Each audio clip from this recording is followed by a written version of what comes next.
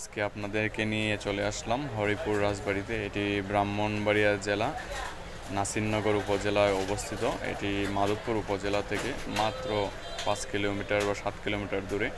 এটি আপনি সিএনজি করে যেতে পারেন, খুব ভালো রাস্তা, সহজেই যেতে পারবেন। এটি দেখার মতো একটি স্থান, অনেক পুরানো। দেখেন প্রতিদিন প্রচুর দর্শনার্থী এখানে আসেন নৌকায় করে, গাড়ি করে। বর্ষার সিজনে আরও সুন্দর হয়। এখন আপনারা আসতে পারেন। এখানে সরকার নোটিশ জারি করেছে, কোনো ব্যক্তি এখানে ভিতরে প্রবেশ করতে পারবে না সরকারের অনুমতি ছাড়া। এটা 9টা থেকে বিকাল 5টা পর্যন্ত খোলা থাকে, আপনারা যেতে পারেন শুক্রবার সহ। দেখেন এখানে সংস্কার কাজ চলছে, এটা হলো পুরানো, আর ওই যে এগুলা হচ্ছে নতুন সংস্কার করা হচ্ছে।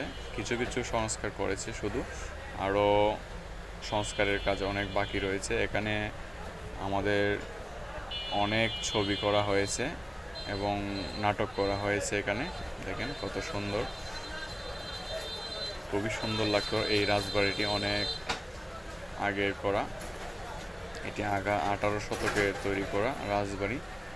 দেখেন কত দর্শনার্থী প্রতিদিন এখানে আসছেন। ভিতরে প্রবেশ করা নিষেধ 5টার পরে, ওরা গেট লাগিয়ে দেওয়ার কারণে আপনাদের ভিতরে আমি দেখাতে পারিনি। ভিতরটা খুবই সুন্দর, অনেকগুলো দর্শনীয় স্থান ভিতরে আছে। এই যে এখানে আকর্ষণীয় স্থান হলো একটা সিঁড়ি নদীর পাড়ে, তিতাস নদীর পাড়ে। দেখেন কত সুন্দর সিঁড়ি, অনেক বড় একটা সিঁড়ি। এই সিঁড়ির মধ্যে আপনি যেতে পারেন। এখানে গরু সাঁতার কাটছে, দেখেন কত সুন্দর। অনেক দর্শনার্থী এখানে প্রতিদিন আসে। সিঁড়িটি সংস্কার করা হয়েছে, খুবই ভালো লাগে। এই যে দেখেন গরু সাঁতার কাটছে, গরু সাঁতার কাটছে, ওই পার থেকে ওই পারে চলে আসছে ঘাস খেয়ে। অপূর্ব বিষয়, খুবই ভালো লাগছে। ওই পার থেকে চলে আসছে, দেখেন কত দর্শনার্থী প্রতিদিন এখানে আসে। আপনারাও চাইলে এখানে আসতে পারেন। দেখেন কত সুন্দর, আপনাদের ভিতরে আমি দেখাতে পারি নাই, তার জন্য দুঃখিত। দেখেন কত সুন্দর সিঁড়ি, দেখেন চতুর্দিক কত অপূর্ব। নৌকায় করে আপনারা গমন করতে পারবেন, এখানে চলে আসবেন আপনারা। এটা হলো ব্রাহ্মণবাড়িয়া জেলা নাসিরনগর উপজেলায় অবস্থিত। মাধবপুর থেকে মাত্র 5-7 কিলোমিটার দূরে অবস্থিত। আপনারা মাধবপুর থেকে হাইওয়ে রোডে, মাধবপুর থেকে আপনারা সিএনজি করে এখানে আসতে পারবেন।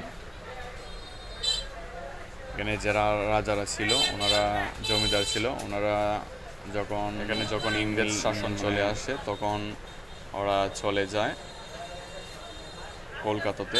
সেখানেই ওরা বংশধররা এখনও আছে, আর এখানে আর ফিরে আসে নাই, আর আসবেও না। দেখেন কত সুন্দর, এটা সরকারের আন্ডারে এখন আছে। সরকারি এটা, আশা করি খুব শীঘ্রই এটা। এই যে দেখেন আমাদের একজন কন্টেন্ট ক্রিয়েটর, উনিও চলে আসছেন। এটা সরকারের আন্ডারে আছে। এটা আশা করি খুব শীঘ্রই খুব সুন্দর করা হবে। এটা যদি একটা মিউজিয়াম বানানো যায় তাহলে আরও সুন্দর হবে। প্রচুর দর্শনার্থী এখানে আসেন। এখানে কোনো টিকিট দেওয়া হয় না। যে রাজারা এটা তৈরি করা হয়েছেন তাদের নাম দেখেন এখানে লেখা আছে, কৃষ্ণপ্রসাদ রায়চৌধুরী স্বর্গীয়। দেখেন কত সুন্দর ফুল গাছ, এখানে আপনারা আসতে পারেন। খুবই একটা দর্শনীয় স্থান, এখানে আসলে আশা করি আপনাদের ভালো লাগবে। দেখেন ফুল লাগানো হয়েছিল, কিন্তু যত্নের অভাবে কিছু নষ্ট হয়ে গেছে। এটা যদি একটু যত্ন করে অনেক ভালো হবে। এই যে দেখেন অনেক পুরানো, এটা সংস্কার করা হয় না এখনও, সংস্কার করলে আরও সুন্দর হতো। তবে আমি সরকারের কাছে অনুরোধ জানাই এটা যেন সংস্কার করা হয়। দেখেন কত সুন্দর একটা স্মৃতি। দরজাগুলো সংস্কার করা হচ্ছে, নতুন তৈরি করা হচ্ছে জানালা। দেখেন ইটগুলো কত পুরানো। এটি তিতাস নদীর পাড়ে